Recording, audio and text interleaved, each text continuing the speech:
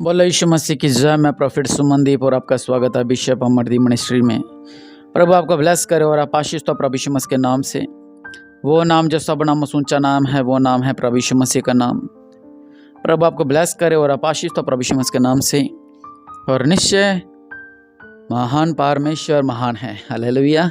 हर बुधवार शाम को 8 बजे लाइव जुड़ें और हमारे चैनल को सब्सक्राइब करें, वीडियो को शेयर करें ताकि लोगों का जीवन भी बदल जाए और आपके जीवन में भी परमेश्वर बताई से आशीष दे और आप निश्चय बड़ी ब्लेसिंग को पाएं और आप आशीष तो प्रभु यीशु मसीह के नाम से। हम प्रार्थना करते हैं, जो प्रभु यीशु मसीह ने हमें सिखाई वो भी हम करते हैं। वैसे भी हम ज़्यादातर प्रार्थना करते हैं। मैंने लोगों से जितना, हमने एक चार्ट तैयार किया था, मैं जितना लोग घरों में गया था उनसे बात करने के लिए, और ज़्यादातर वो ये प्रार्थना करते हैं, प्रभु यीशु मसीह जी मेरे जीवन में आओ, प्रभु यीशु मसीह जी ऐसा, प्रभु यीशु मसीह ऐसा। उसके बाद वो अपना कहते हैं, प्रभु यीशु मसीह जी मेरे घर में लड़ाई झगड़ा दूर हो जाए, प्रभु यीशु मसीह जी मेरी फाइल पास हो जाए।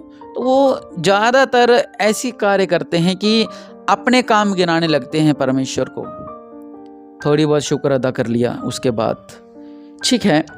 मैं भी हमेशा कहता हूँ पहले शुक्र अदा करो, फिर धन्यवाद दो, फिर थोड़ी सी आराधना करो, फिर प्रार्थना करो, फिर वचन पढ़ो, संगति रखिए परमेश्वर के साथ।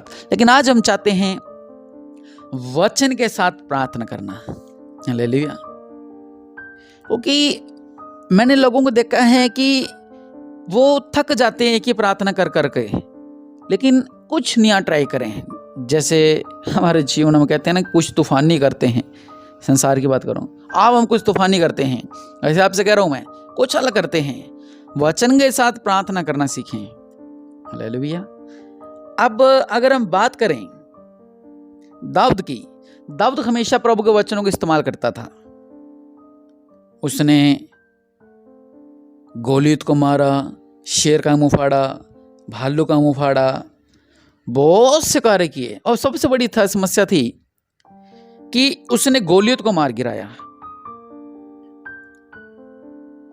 वहां पर 40 दिन तक वो चैलेंज करता रहा कि तुम मुझे मार लो, तुम मुझे मार लो, तुम्हारे एक व्यक्ति भेज दो, एक के बदले एक। जैसे संसार की बात करें, बोलते ना दुब्बर दू, लड़ लेना मेरे से। आजकल तो कहते फेस टू फेस आ जा, आज से 10 साल पहले कहते रहे दुब्बर दू लड़ लेना। तो वैसा सीन है। उसने ये कह दिया गोलियत ने कि दुब्बर दू लड़ लो जिसने लड़ना है। और वो इतना बड़ा था, इतनी ढाल थी उसके पास, बहुत कुछ था। वहां पर एक वचन लिखा हुआ है, जब वो दौड़ता था तो लोग डर जाते थे और बड़े बड़े लोग, बड़ी बड़ी सेना छुप के बैठी थी। लेकिन ये तो छोटा सा था दाऊद, तो ये बच्चा था। भी पॉइंट पे आते हैं। वहां पर एक ही बात लिखी हुई है। उसने वहां पे क्या किया, वहां पर लिखा हुआ है, अगर अपने पहला शमूएल में 17 की 43 पे अपने सीधा चलते हैं, लिखा हुआ है, तब फिलिस्ती ने दाऊद से कहा, क्या मैं कुत्ता हूं, तू लाठी लेकर मेरे पास आता है। तब फिलिस्ती अपने देवताओं के नाम लेकर दाऊद को कोसने लगा।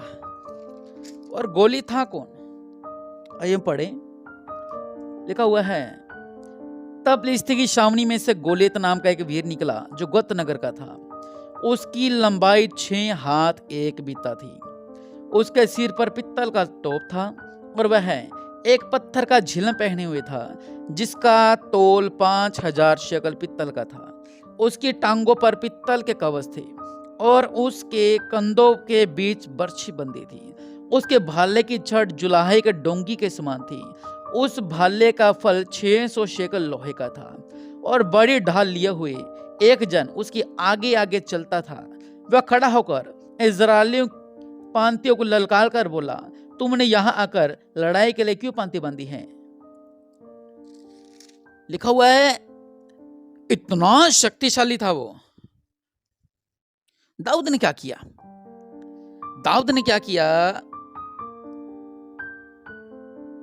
फिर फिलिस्ती ने उससे कहा, मेरे पास आ, तेरे मांस आकाश के पक्षियों और वन पशुओं को दे दूंगा। उसका कहने का मतलब था कि मैं तुझे फाड़ कर चीलों को खिला दूंगा, पक्षियों को खिला दूंगा।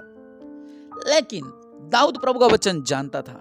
उसने वचन से कहा, दाऊद ने फिलिस्ती से कहा, तू तो तलवार और भाला और सांग लिए हुए मेरे पास आता है। एक तो इतना बलवान था, इतनी बड़ी उसने झिलम पहन रखी थी, ऊपर से इतना कुछ हाथ में लिए हुए दाऊद के सामने आ रहा था। उसने क्या कहा, जो इजरायली सेना का परमेश्वर है उसको तूने ललकारा है। आज के दिन यहोवा तुझको मेरे हाथ में कर देगा और मैं तुझको मारूंगा, तेरा सिर तेरे धड़ से अलग करूंगा। मैं आज के दिन फिलिस्ती सेना के शव आकाश के पक्षियों, पृथ्वी के जीव जंतुओं को दे दूंगा। तब समस्त पृथ्वी के लोग जान जाएंगे इजराइल में एक परमेश्वर है, वह है प्रभु यीशु मसीह। हालेलुया।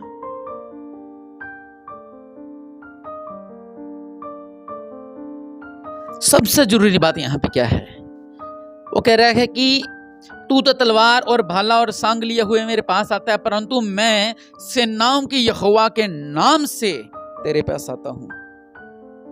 उसने अपनी थैली में से पत्थर निकाले और एक ही पत्थर मारा कि इतना बड़ा बंदा ढेर हो गया। बोलो आमीन, हालेलुया। मैं आपको ये समझाना चाह रहा हूं, ऐसा संकट आपके जीवनों में भी आता है, बड़े बड़े संकट आते हैं, आपने उसको चुनौती देनी है वचनों के द्वारा कि ये संकट निकल प्रभु यीशु मसीह के नाम से, तू मेरा कुछ नहीं कर सकता।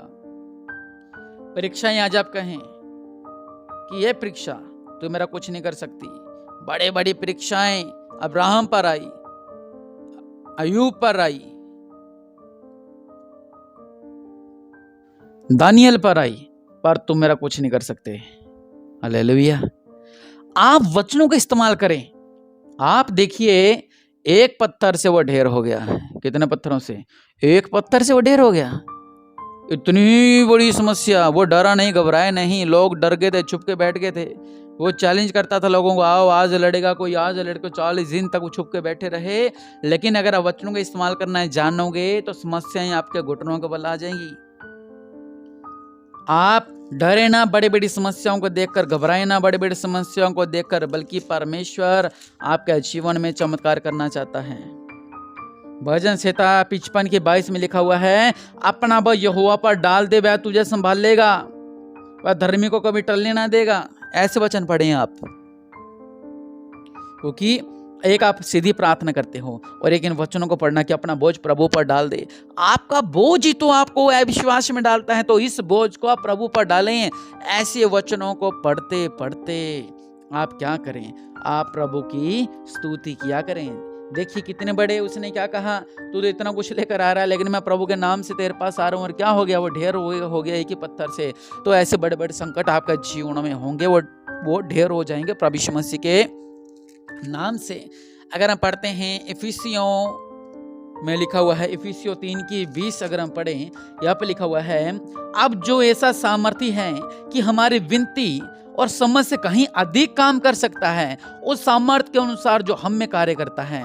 मतलब ऐसा सामर्थी है, प्रभु का वचन लिखा हुआ है, अब जो ऐसा सामर्थी है हमारी विनती और समझ से कहीं अधिक काम कर सकता है, उस सामर्थ्य के अनुसार जो हम में कार्य करता है। इसलिए आप लोग क्या करें, वचन पढ़ें। जितना वचन पढ़ेंगे उतना ही परमेश्वर आपके जीवनों में कार्य करता रहेगा। वचनों के द्वारा ही परमेश्वर आपके जीवनों में अद्भुत कार्य करेगा। मत्ती 7:11 क्या कहता है कि जब तुम बुरे होकर अपने बच्चों को अच्छी वस्तुएं देना जानते हो, तो तुम्हारा स्वर्गीय पिता अपने मांगने वालों को अच्छी वस्तुएं क्यों ना देगा। तो प्रभु के लोगों, ये वचन है परमेश्वर के। जब आपका मन करे कि नहीं प्रभु प्रार्थना नहीं सुन रहा है, ऐसा कार्य नहीं हो रहा है, ऐसा कार्य नहीं हो रहा है, यहाँ पर तो प्रभु का वचन ये कह रहा है आपसे कि जब तुम बुरे होकर अच्छी वस्तुएं देना जानते हो, क्या परमेश्वर आपको नहीं देगा? ऐसे वचन जब आप पढ़ोगे, वचनों के साथ प्रार्थना करना सीखें।